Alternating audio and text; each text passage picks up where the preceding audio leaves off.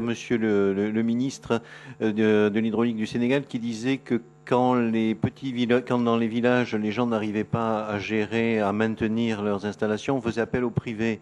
Et ma question c'était, et dans ce cas-là, qui va payer le privé?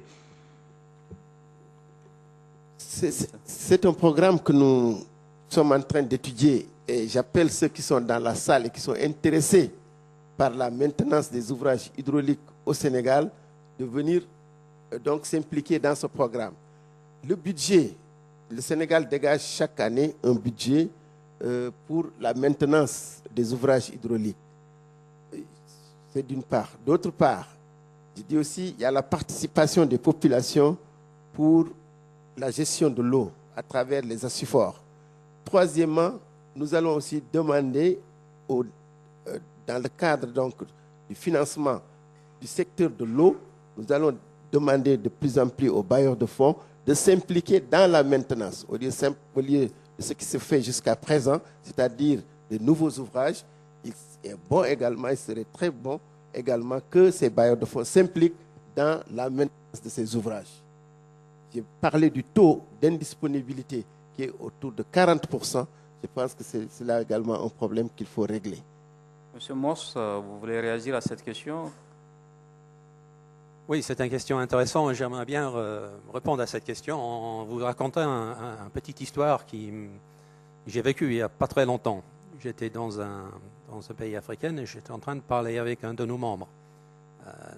Toute petite société gérée par 2 femmes.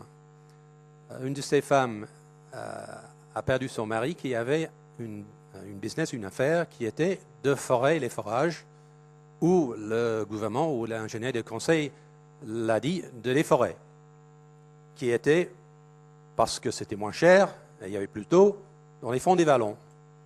Alors dans ce pays, les villages ne sont pas dans les fonds des vallons, ils sont sur les crêtes. Alors résultat du parcours, c'est les forages sont dans les vallées, les femmes descendent le matin, recherchent l'eau et remontent. Alors cette femme, quand elle a perdu son mari, dit « c'est pas très intelligent cette approche », donc elle est allée voir un village. Elle a discuté avec les personnes de ce village et elle a dit « Je peux vous forer un forage ici sur la colline, à côté de chez vous. Et je peux mettre un petit réservoir et je peux vous fournir de l'eau. Mais ça va me coûter, moi.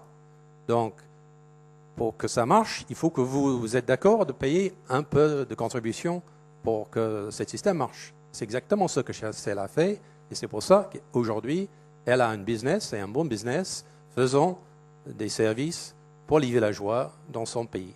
Et voilà, donc l'intérêt de tout le monde est bien servi et c'est un système intelligent.